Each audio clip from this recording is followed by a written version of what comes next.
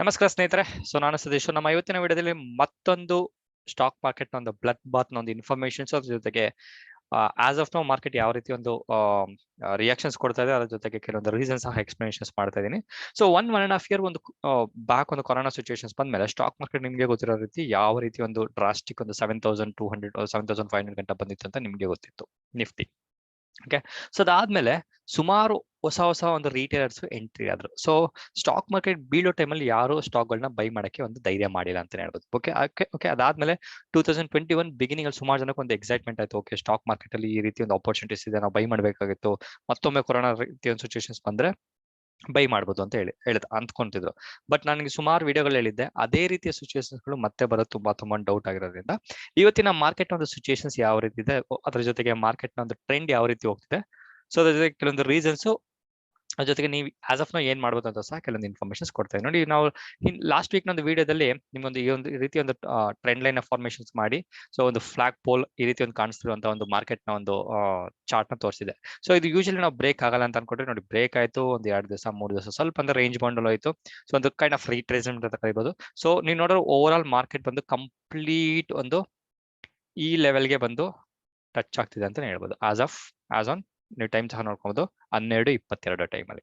So ನನ್ನ ಒಂದು guess ಪ್ರಕಾರ 17,000 ಒಂದು ಪಿ ಒಂದು ಹೈಯೆಸ್ಟ್ ಓಪನ್ ಇಂಟ್ರೆಸ್ಟ್ ಇರೋದ್ರಿಂದ ಪ್ರಾಬಬಲಿ ಅದೇನಾದ್ರೂ ಬ್ರೇಕ್ ಏನಾದ್ರು ಆಗಿ 17,100 ಕಿಂತ ಕೆಳಗಡೆ ಏನಾದ್ರು ಟ್ರೇಡ್ ಆಗಕ್ಕೆ ಶುರು ಆಯ್ತು ಅಂತ ಹೇಳಿದ್ರೆ ಪ್ರಾಬಬಲಿ 17,000 ಬ್ರೇಕ್ ಆಗಿ ಈ ಒಂದು ಲೆವೆಲ್ ನೋಡಿ ಇಲ್ಲೊಂದು ಲೈನ್ ಕಾಣಿಸ್ತಿದೆ, ಈ ಒಂದು ಲೆವೆಲ್ ಅಥವಾ 16,690 ಲೆವೆಲ್ ಗಂಟ ಬರುವಂತ ಚಾನ್ಸಸ್ ಹೆಚ್ಚಿಗೆ ಇದೆ ಅಂತ ಹೇಳ್ಬೋದು ಸ್ನೇಹಿತರೆ. ಸೊ ಅದು ಸಹ ಬ್ರೇಕ್ ಆಗೋ ಸ್ವಲ್ಪ ಒಂದು ಕಡಿಮೆ ಒಂದು ಚಾನ್ಸಸ್ ಅಂತ ಹೇಳ್ಬೋದು. ಯಾಕೆಂತ ಹೇಳಿದ್ರೆ ಆಸ್ ಆಫ್ ನೋ ಕೆಲವೊಂದು ರೀಸನ್ಸ್ ಗಳು ನೋಡ್ರೆ ಸ್ಟಾಕ್ ಮಾರ್ಕೆಟ್ ಬಿಡೋಕೆ ಕೆಲವೊಂದು ರೀಸನ್ಸ್ ಸಹ ಎಕ್ಸ್ಪ್ಲನೇಷನ್ಸ್ ಮಾಡ್ತೀನಿ. ಆ ರೀಸನ್ಸ್ ಸುಮಾರು ಜನ ಗೊತ್ತಿರೋದ್ರಿಂದ ಪ್ರಾಬಬಲಿ ಈ ನಮ್ಮ ರಿಟೇಲರ್ಗಳನ್ನ ಟ್ರಾಪ್ ಮಾಡ್ಕೊಂಡು ಸೆಲ್ಲಿಂಗ್ ಮಾಡೋ ಸೈಡ್ಗೆ ತಗೊಂಡೋಗಿ ಟ್ರಾಪ್ ಮಾಡಿ ಅದ್ರ ಜೊತೆಗೆ ಕ್ವಾಲಿಟಿ ಸ್ಟಾಕ್ ಗಳನ್ನ ಒಂದು ಬಿಗ್ ಬಾಯ್ಸ್ ಬೈ ಮಾಡುವಂತ ಚಾನ್ಸಸ್ ಹೆಚ್ಚಿಗೆ ಇರೋದ್ರಿಂದ ನೀವು ಜಸ್ಟ್ ಥಿಂಕ್ ಮಾಡ್ಕೊಂಡು ಸ್ವಲ್ಪ ಡಿಸಿಷನ್ ಮಾಡ್ಬೋದು. ಓಕೆ, ಅದ್ರ ಜೊತೆಗೆ ಬ್ಯಾಂಕ್ ನಿಫ್ಟಿನ ಆಡಿಯೋ ಹೇಳ್ತಾ ಬಂದ ಸಿಕ್ಕಾಪಟ್ಟೆ ಒಂದು ವೀಕ್ ಆಗಿರುವಂತ ಒಂದು ಪಾಯಿಂಟ್ ಏನಂತ ಹೇಳಿದ್ರೆ ಈ ನಮ್ಮ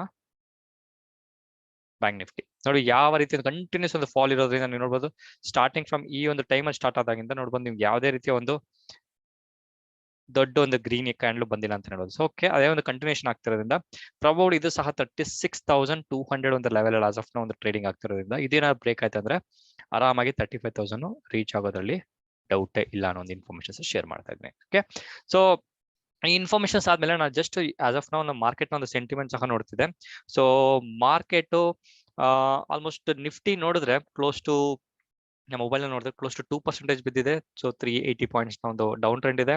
ಸೊ ಬ್ಯಾಂಕ್ ನಿಫ್ಟಿ ಬಂದು 3% ಅಂತ 3% ಅಂತ ಅನ್ಕೊಳ್ಳಿ. So one point of time bank Nifty close to 1,200 ಗಂಟೆ ಬಿದ್ದಿತ್ತು ಅಂತ ಅನ್ಕೊಂತೀನಿ. So which is very big fall ಅಂತ ಹೇಳ್ಬೋದು ದಿ ಕರೆಂಟ್ ಟೈಮ್ ಅಂತ ಹೇಳ್ಬೋದು. ಓಕೆ, ಸೊ ಅದ್ರ ಜೊತೆಗೆ ಈ ಒಂದು ಮಾರ್ಕೆಟ್ ನ ಕೆಲವೊಂದು ರೀಸನ್ಸ್ ಅಂತ ಹೇಳಿದ್ರೆ ಸೌತ್ ಆಫ್ರಿಕಾ ಮತ್ತೆ ಕೆಲವೊಂದು ಸುತ್ತಮುತ್ತ ಸೌತ್ ಆಫ್ರಿಕಾ ಕಂಟ್ರಿಗಳು ಯಾವ್ಯಾವ ಕಂಟ್ರಿಗಳಿದೆ ಅಲ್ಲಿ ಒಂದು ಹೊಸ ರೀತಿಯ ಒಂದು ಕೊರೋನಾ ವೈರಸ್ ಒಂದು ಐಡೆಂಟಿಫೈ ಆಗಿದೆ. ಅದ್ರ ಜೊತೆಗೆ ವರ್ಲ್ಡ್ ಹೆಲ್ತ್ ಆರ್ಗನೈಸೇಷನ್ ಇವತ್ತು ಮೀಟಿಂಗ್ ಮಾಡಿ ಆ ಒಂದು ಮೀಟಿಂಗ್ ಅಲ್ಲಿ ಡಿಸಿಷನ್ ಸಹ ತಗೊಂತಿದ್ದಾರೆ. ಆ ಒಂದು ಹೊಸ ವೇರಿಯಂಟ್ ಯಾವ ರೀತಿ ಒಂದು ಎಫೆಕ್ಟ್ ಮಾಡಿದ್ರೆ ಅದ್ರ ಜೊತೆಗೆ ಯಾವ ರೀತಿ ಕಂಟ್ರೋಲ್ ಮೆಷರ್ ತಗೊಬಹುದು, ಅದ್ರ ಜೊತೆಗೆ ಎಕ್ಸಿಸ್ಟಿಂಗ್ ಒಂದು ಏನಂತಾರೆ ಇಂಜೆಕ್ಷನ್ಸ್ ಏನೇನು ಹಾಕಿದ್ರಲ್ಲ ಕೊರೋನಾ ವ್ಯಾಕ್ಸಿನೇಷನ್ಸ್ ಅದೇನಾದ್ರೂ ಎಫೆಕ್ಟ್ ಮಾಡುತ್ತಾ, ಅದರಿಂದ ಏನಾದ್ರು ಬೇರೆ ರೀತಿಯ ಒಂದು ಪ್ರಾಬ್ಲಮ್ಗಳಾಗುತ್ತೆ ಅಂತ ಸ್ವಲ್ಪ ಅನಾಲಿಸಿಸ್ ಸಹ ಮಾತ್ರ ಮಾಡ್ತಿದ್ದಾರೆ, ಸ್ಟಡಿ ಸಹ ಮಾಡೋದ್ರಿಂದ ಇವತ್ತಿನ ಒಂದು ವರ್ಲ್ಡ್ ಹೆಲ್ತ್ ಆರ್ಗನೈಸೇಷನ್ ಔಟ್ಕಮ್ ಏನ್ ಬರುತ್ತೆ ಅಂತ ವೆಯ್ಟ್ ಮಾಡಿ ನೋಡ್ಬೇಕಾಗುತ್ತೆ. ಓಕೆ, ಅದ್ರ ಜೊತೆಗೆ ನನ್ನ ಒಂದು ಗೆಸ್ ಪ್ರಕಾರ ಈ ಒಂದು ಮಾರ್ಕೆಟ್ ಬೀಳುವಂತ ಒಂದು ರೀಸನ್ಗೆ ಮತ್ತೊಂದೊಂದು ಅಂದ್ರೆ ಬೆಂಕಿಗೆ ತುಪ್ಪ ಸುರಿದಂಗೆ ಏನಂತ ಹೇಳಿದ್ರೆ, so foreign institution investors as of ನಾವು ಮಾರ್ಕೆಟ್ ಟ್ರೆಂಡ್ ನೋಡ್ತಾರೆ ಪ್ರಾಬಬಲಿ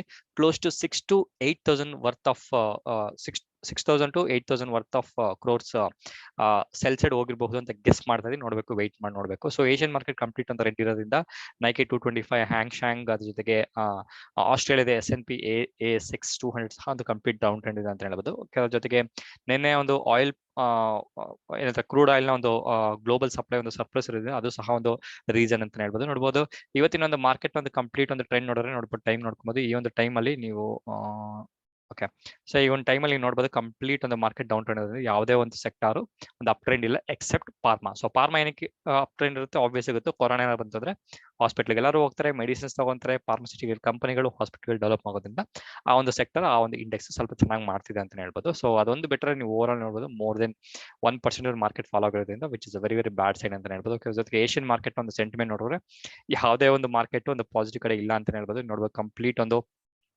ಇದು ಸಹ ಸೇಮ್ 12 ಟೈಮಲ್ಲಿ ತಗೊಂಡಿದ್ದು. ಸೊ ಅದತ್ರ ಮೋರ್ ದೆನ್ 1%, 1.5, 2% ಬಿದ್ದಿರೋದ್ರಿಂದ ಪ್ರಾಬಬಲಿ ಇದೇ ಏನಾದ್ರು ಕಂಟಿನ್ಯೂ ಆಯ್ತು ಅಂತಂದ್ರೆ ಯುರೋಪಿಯನ್ ಮಾರ್ಕೆಟ್ ಓಪನ್ ಆದ್ಮೇಲೆ ನೋಡಕ್ಕೆ ಯಾವ ರೀತಿ ಒಂದು ಮಾರ್ಕೆಟ್ ಸೆಂಟಿಮೆಂಟ್ ಟರ್ನ್ ಆಗುತ್ತೆ ಅಂತ. ಅಲ್ಲೂ ಏನೋ ಸ್ವಲ್ಪ ಬೈಯಿಂಗ್ ಪ್ರೆಷರ್ ಇತ್ತು ಅಂದ್ರೆ ಪ್ರಾಬಬಲಿ ರಿಕವರ್ ಆಗುವಂತ ಚಾನ್ಸಸ್ ಇರುತ್ತೆ. ಇಲ್ಲ ಅಂತ ಹೇಳಿದ್ರೆ ಜಸ್ಟ್ ಎಕ್ಸ್ಪೆಕ್ಟ್ 17,000 ಇವತ್ತೇ ಟಚ್ ಆಗುವಂತ ಚಾನ್ಸಸ್ ಹೆಚ್ಚಿಗೆ ಇದೆ ಯುರೋಪಿಯನ್ ಮಾರ್ಕೆಟ್ ರೆಡ್ ಆದ್ರೆ. ನೋಡೋಣ ಯಾವ ರೀತಿ ವರ್ಕ್ ಆಗುತ್ತೆ ಅಂತ. ಸೊ ಈ ಒಂದು ಇನ್ಫಾರ್ಮೇಶನ್ ಹೇಳಿದ್ಮೇಲೆ ನಿಮ್ಗೊಂದು ಹಿಂಟ್ ಕೊಡ್ತಾ ಇದ್ದೀನಿ. ಈ ರೀತಿಯ ಫಾಲೋ ಮತ್ತೆ ಬರುತ್ತಾ ಅಂತ ಹೇಳಕ್ ಬರೋದಿಲ್ಲ. ನೀವು ಸ್ಟಾಕ್ಗಳನ್ನ ಬೈ ಮಾಡಿದ್ರೆ ಆವರೇಜ್ ಮಾಡ್ತಾ ಹೋಗಿ ಕ್ವಾಲಿಟಿ ಸ್ಟಾಕ್ಗಳನ್ನ. ಇಲ್ಲ ನೀವೇನಾದ್ರು ಹೊಸ ಸ್ಟಾಕ್ಗಳನ್ನ ಬೈ ಮಾಡ್ಬೇಕಂತಂದ್ರೆ ಖಂಡಿತವಾಗಿ ಕೆಲವೊಂದು ಸ್ಟಾಕ್ಗಳನ್ನ ನೀವು ಶಾರ್ಟ್ ಲಿಸ್ಟ್ ಮಾಡ್ಕೊಂಡಿದ್ರೆ ಆ ಒಂದು ಶಾರ್ಟ್ ಲಿಸ್ಟ್ ಇರುವಂತ ಸ್ಟಾಕ್ಗಳನ್ನ ಕಡಿಮೆ ಕ್ವಾಂಟಿಟಿಯಲ್ಲಿ ಬೈ ಮಾಡ್ಕೊಂಡು ನೀವು ಒಂದು ಇಂಟೆಲಿಜೆಂಟ್ ಇನ್ವೆಸ್ಟರ್ ಆಗಿ ಅಂತ ಹೇಳ್ತಾರೆ. ಮತ್ತೊಂದು ವಿಡಿಯೋದಲ್ಲಿ ಮೀಟ್ ಮಾಡ್ತೀನಿ. ಅಲ್ಲಿವರೆಗೂ ನಮಸ್ಕಾರ.